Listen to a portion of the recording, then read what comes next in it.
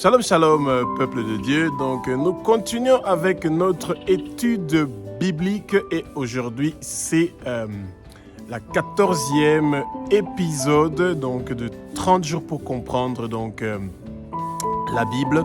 Eh bien, il y a d'autres épisodes que vous pouvez voir donc, sur notre chaîne YouTube et ça va beaucoup vous aider. Et aujourd'hui, nous sommes en train de clôturer l'Ancien Testament. Donc, ça veut dire que si vous avez fait l'épisode numéro 1 jusqu'à l'épisode numéro 14, eh bien, vous avez compris le nécessaire de l'Ancien Testament et c'est vraiment merveilleux. Et nous clôturons avec l'étude de l'Ancien Testament avec les livres prophétiques.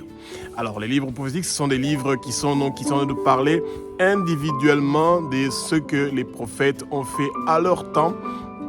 Et c'est très important pour le peuple de Dieu de comprendre ces choses-là.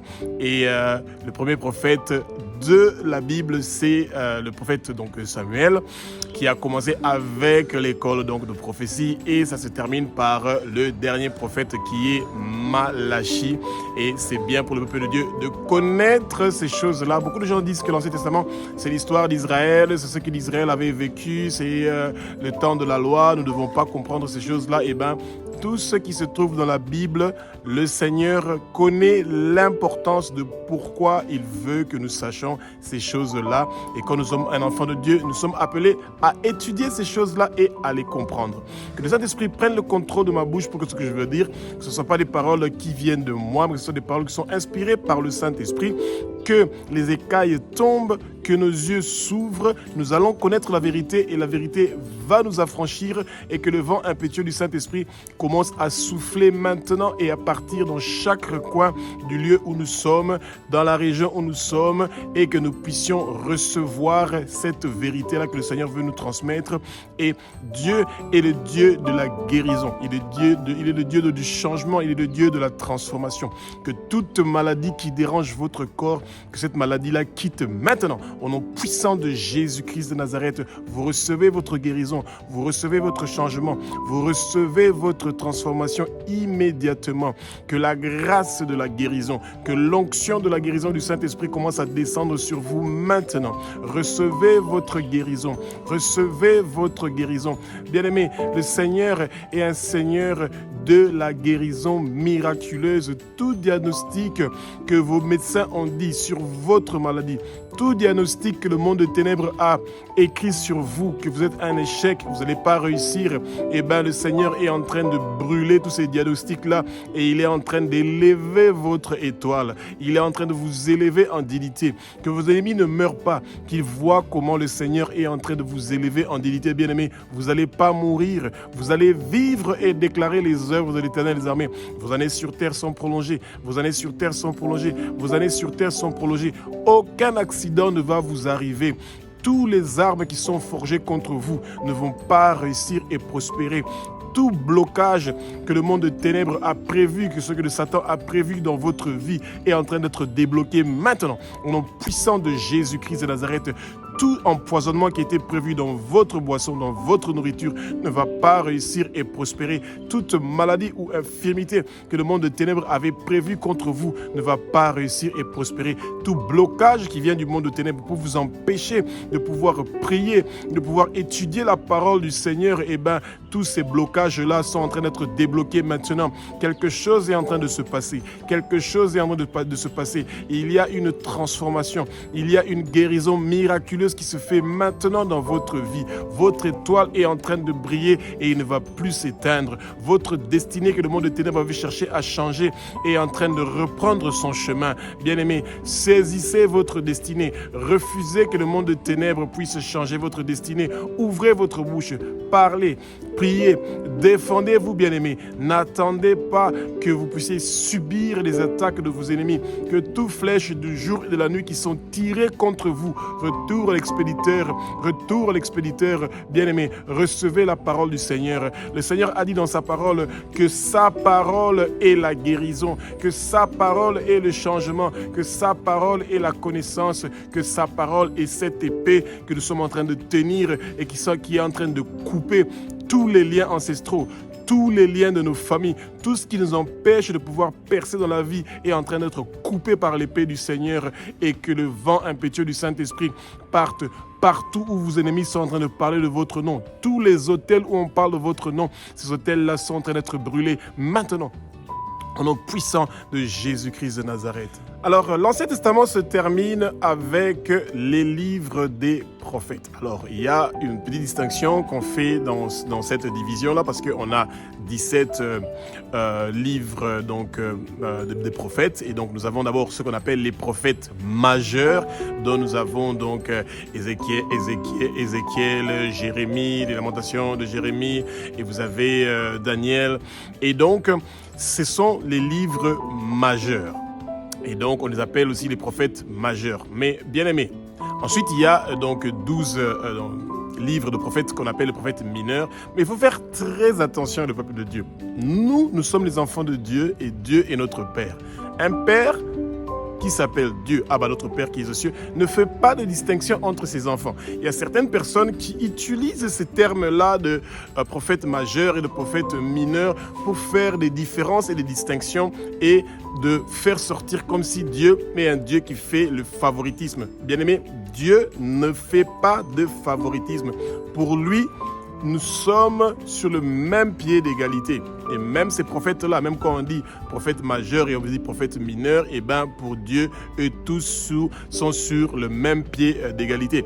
La seule différence qu'il y a est que parmi ces prophètes-là, il y a des prophètes dont il y a plus de récits.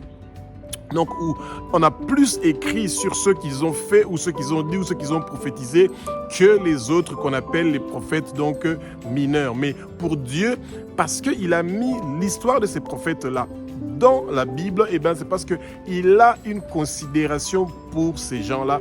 Et nous aussi, bien-aimés, ne devons pas mettre dans notre tête qu'il y a des hommes de Dieu ou des serviteurs de Dieu qui sont supérieurs à nous et que nous sommes inférieurs. Donc, il y a des serviteurs de Dieu majeurs et il y a des serviteurs de Dieu mineurs. Non, ces choses-là n'existent tout simplement pas. Pour Dieu, nous sommes tous sur le même pied d'égalité et Dieu a prévu une onction pour chaque personne.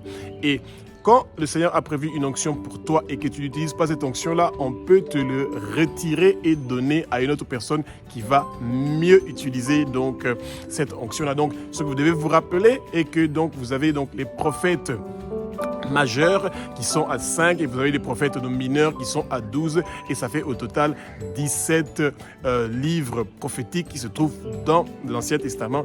Et soyez bénis à chaque moment que vous êtes en train de lire l'expérience que ces prophètes-là ont eue parce que ça va vous fortifier, parce que ces prophètes n'ont pas toujours eu la vie facile et c'est pour ça que nous, le peuple de Dieu, nous devons être sereins, forts, nous devons être fortifiés parce qu'il y a toujours des difficultés et des épreuves qui nous attendent sur notre chemin et nous savons que nous avons la victoire parce que Jésus-Christ de Nazareth a gagné pour nous sur la croix.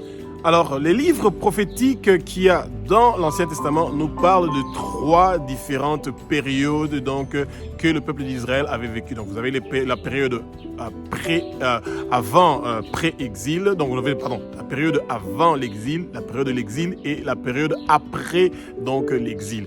Et quand vous lisez donc les livres de chroniques, et souvent les livres de chroniques, vous pouvez les lire en parallèle avec 1 roi, 2 rois et 1 chronique et 2 chroniques parce que ce sont des livres qui s'accompagnent ensemble et qui sont en train de parler donc de la période avant que Israël puisse partir donc en exil. Et beaucoup de prophètes ont écrit des événements qui se sont passés avant que Israël puisse partir donc en exil vers Babylone. Et il y a beaucoup de prophètes qui ont écrit sur ce qui s'est passé pendant l'exil. Et c'est très important pour le peuple de Dieu de connaître ces choses-là. Et vous allez plus avoir des informations sur ça quand vous allez lire le livre de Jérémie, le livre d'Ézéchiel et surtout le livre de Esdras. Et vous allez apprendre beaucoup de choses. Et Esdras est celui qui a écrit beaucoup de ces histoires-là d'Israël, comme les chroniques, etc. Et ça va beaucoup vous aider à comprendre comment ces choses sont se passer. Et beaucoup de prophètes mineurs, donc qui écrivent de petits livres, comme Zacharie et Malachie, Osée, ils sont en train de relater des prophéties qui parlaient sur comment les choses vont se passer pour Israël après l'exil. Et donc, c'est important pour le peuple de Dieu de connaître ces choses-là. Pourquoi? Parce que le Seigneur nous montre le moment de l'allégresse, le moment où nous sommes dans la paix, la tranquillité, le moment où nous sommes dans la joie. Ce sont des bons moments dont nous sentons une certaine tranquillité et une paix. Mais il y a un moment où nous sommes en train de traverser des épreuves. Nous devons toujours nous rappeler que le Seigneur ne permet pas des épreuves dans notre vie qui vont au-delà de notre force. Et c'est pour ça qu'il y a une période après l'exil où le Seigneur a entendu les cris. Quand vous êtes en train de prier, vous ne devez pas prier, vous ne devez pas être en train de roucouler comme un pigeon.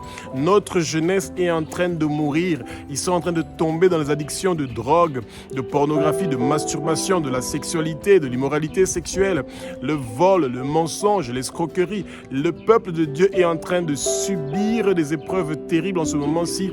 Et ce n'est pas le moment de roucouler comme des pigeons. C'est le moment de rugir comme des lions. Vous devez crier dans votre prière pour demander au Seigneur de faire le nécessaire pour sauver notre génération.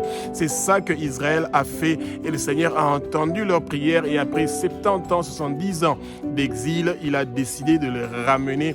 Et tout au long de toutes ces périodes-là, avant l'exil, pendant l'exil et après l'exil, le Seigneur avait toujours des hommes de Dieu à qui il était en train d'annoncer les choses qui sont en train de venir. Il les prévenait toujours. Mais vous connaissez, la chair est pécheresse. Notre volonté prime souvent sur ce que nous sommes en train de faire, au lieu que ce soit la volonté du Père qui est en train de primer sur notre désir. Et c'est pour ça qu'Israël n'écoutait pas ce que le Seigneur était en train de dire et ils ont payé très cher pour ça, parce qu'ils étaient en train d'adorer, de servir, de brûler des parfums pour d'autres dieux et ça peut irriter le Seigneur et ça amène une colère incroyable et vous ne voulez pas vivre la colère de Dieu. Les livres prophétiques nous ouvrent la porte de la vérité que le Seigneur veut que nous sachions sur prédire l'avenir ou prophétiser. Les prophéties ont plus de valeur quand ils sont en train de prédire l'avenir, qui parle de ce qui va venir. Parce que ce qui va venir, c'est seulement Dieu qui le connaît. Nous les êtres humains, même le Satan ne connaît pas ce qui va venir. Mais le Satan connaît très bien ce qui est passé. Pourquoi? Parce qu'il a des gens qui enregistrent dans leur cahier tout ce que les gens sont en train de faire. Bien-aimés, tout ce que vous êtes en train de faire en tant qu'être humain, sachez qu'il y a deux camps qui sont en train de noter ce que vous êtes en train de faire. Il y a le camp du diable qui note ce que vous êtes en train de faire jusqu'au plus petit détail parce qu'ils peuvent le voir et ils sont en train de préparer ces notes-là pour les présenter devant le trône du Seigneur. Et c'est pour ça que quand vous êtes en train de prier, vous devez toujours dire au Seigneur, Seigneur, brûle toute chose qui a été écrite sur moi dans le monde de ténèbres, tout rapport d'accusation qui a été écrit sur moi dans le monde de ténèbres et sur ma famille, que ce soit brûlé maintenant, au nom puissant de Jésus-Christ de Nazareth. Et il y a des anges qui sont en train de noter aussi toutes les choses que vous êtes en train de faire pour que quand vos accusations viennent devant le Seigneur, donc le Satan vient vous accuser devant le Seigneur, que le Seigneur puisse demander à ses anges, qu'est-ce que nous avons noté sur cette personne-là? Et si vous avez déjà anticipé et dit, vous êtes venu devant le trône du Seigneur pour dire au Seigneur, Seigneur, tout ce que le monde de ténèbres est en train de réclamer contre moi, efface ça, annule ça, je demande pardon pour mes péchés, je me repentis, j'abandonne mes péchés, je ne veux plus les recommencer. Le Seigneur a cette facilité-là d'effacer toutes les mauvaises choses que vous avez faites dans votre cahier et demander qu'il n'y ait pas de conséquences sur les péchés que vous avez commis dans le passé. C'est très important que le peuple de Dieu comprenne ces choses-là. Alors, la prophétie, ce n'est pas de parler de date de naissance, le nom de ta mère, le nom de ton père, tu habites dans quel quartier, tu étais dans tel hôpital, tu es revenu, etc. Ce ne sont pas des prophéties. Ça, c'est la divination. Et la divination, c'est un esprit diabolique et ça n'a rien à voir avec la prophétie. Et ces gens, quand ils s'appellent prophètes et qu'on crie dans les églises avance prophète, c'est pour que ces gens-là individuellement soient glorifiés et pas que le nom du Seigneur soit glorifié. Le nom du Seigneur est glorifié par les événements qui sont en train de venir. Et quand le Seigneur nous parle de prophétie, il est en train de prédire, de prévenir des choses qui vont venir dans l'avenir, il ne le dit pas pour nous satisfaire. Il nous le dit pour que nous puissions prier pour que ces promesses-là puissent se réaliser si ce sont des promesses et pour que nous puissions prier que ces mauvaises choses-là n'arrivent pas si ce sont des mauvais événements ou des activités que le monde des ténèbres est en train de préparer contre nous. Et c'est pour ça que le peuple de Dieu doit toujours se rappeler que le Seigneur nous parle tantôt d'une manière, tantôt d'une autre. Et quand nous recevons des rêves, nous devons faire de notre mieux pour les retenir, pour quand le Seigneur nous prévient des grandes choses en avance. Et aujourd'hui, nous sommes vraiment arrivés à la fin des temps. Pourquoi? Parce que quand vous regardez dans nos églises et les hommes de Dieu qui n'ont plus la pudeur ou la crainte de prophétiser, c'est parce qu'ils n'ont pas compris comment les choses se passaient à l'époque des prophètes. Et bien à l'époque des prophètes, quand vous avez dit une prophétie qui n'était pas à 100% correcte, ça veut dire c'est pas arrivé comme vous avez dit, parce que la prophétie était considérée en Israël comme les choses à venir. Et quand vous avez donc dit une prophétie et que cette fausse prophétie-là ne s'est pas réalisée, et ben on vous lapidait pour pouvoir purifier le peuple, parce qu'on ne voulait pas des prophètes qui sont qui parlent de mensonges, qui sont des menteurs. Et donc c'est ça, peuple de Dieu, préparons-nous à pouvoir sanctifier notre peuple. Et nous devons prier pour tous ces gens-là qui sont en train de conduire le peuple de Dieu vers le fétichisme chrétien. Ça veut dire que les gens maintenant sont intéressés de connaître leur vie par des prophètes et plus par Dieu. Dieu vous parle, sa voix est dans la parole, dans la Bible. Quand vous lisez la Bible, vous comprenez sa parole et vous allez comprendre ses révélations et que sa parole, sa voix vous touche quand vous êtes en train d'étudier la parole et que vous puissiez vous mettre à genoux pour prier pour que le Seigneur puisse vous élever en dignité et que sa connaissance puisse s'affermir dans votre cœur, que les semences qu'il est en train de planter dans votre cœur puissent donner des arbres qui vont donner des fruits. Les livres de prophètes sont des livres qui enseignent le peuple de Dieu l'importance de la prophétie. Pourquoi ce ministère-là prophétique est un ministère qui est bénéfique pour le peuple de Dieu? Le ministère prophétique est un ministère qui est à la base un ministère pour l'enseignement de Dieu, de sa parole, de son évangile, de comment le peuple doit faire pour se repentir. Rappelez-vous de Jérémie, à plusieurs reprises, il a supplié le peuple israélite de se repentir, de retourner vers le Seigneur. De nos jours, les prophéties sont devenues des bonnes nouvelles et on veut plus avoir des prophètes qui s'appellent Michée et on veut toujours des prophéties qui vont vers la direction de ce que nous voulons entendre. Nous allons avoir un mariage, nous allons partir en Europe, je veux avoir ceci, je veux avoir des enfants. Des prophéties qui partent vers la volonté du peuple et qui n'est plus en train d'enseigner le peuple de Dieu. Et les gens sont plus concentrés sur la partie où on va parler de ce qu'ils veulent entendre et comme ça le doute qu'ils ont va sortir au lieu d'ouvrir leur oreille pour pouvoir écouter la parole que le Seigneur est en train d'amener. Les messages de nos jours doivent toujours commencer par la repentance, chasser les démons, guérir les malades, recevoir l'enseignement, connaître le Seigneur personnellement et pas être concentré sur ce que les prophètes sont en train de dire pour satisfaire nos cœurs. Et c'est ça que Israël avait raté dans le sens où, à un moment, ils ne croyaient plus à leurs prophètes parce qu'ils savaient que leurs prophètes étaient de mèche. Quand il y avait 1 ou 2, 3, 4 qui parlaient de tels sujets et qu'ils étaient tous en commun accord, tous partaient dans la même direction, il n'y avait pas d'émiché. Et même s'il y en avait un, on lui disait, tu vas parler la même chose que nous, ou sinon tu seras dans des difficultés, tu seras dans des problèmes, eh bien, n'ayez pas peur, peuple de Dieu. Le Seigneur ne nous a pas créé avec un esprit de peur. Il nous a créé avec un esprit de force et de courage.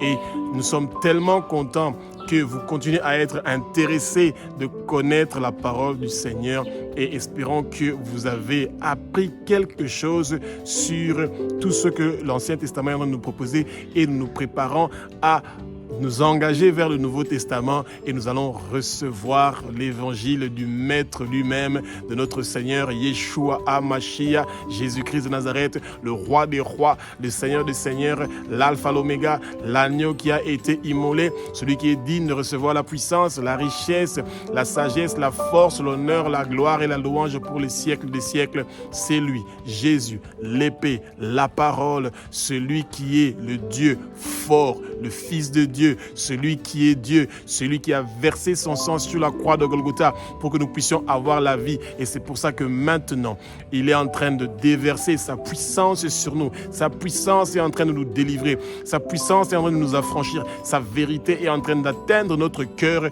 et nous sommes en train de recevoir l'affranchissement de notre vie. Nos familles sont délivrées. Nos quartiers sont délivrés. La région où nous sommes est délivrée. Notre pays est délivré. Les pays des 6 continents du monde entier sont délivrés. Le monde entier est en train de venir vers Jésus. Il quitte l'enfer pour venir vers la lumière. Nous marchons dans la lumière.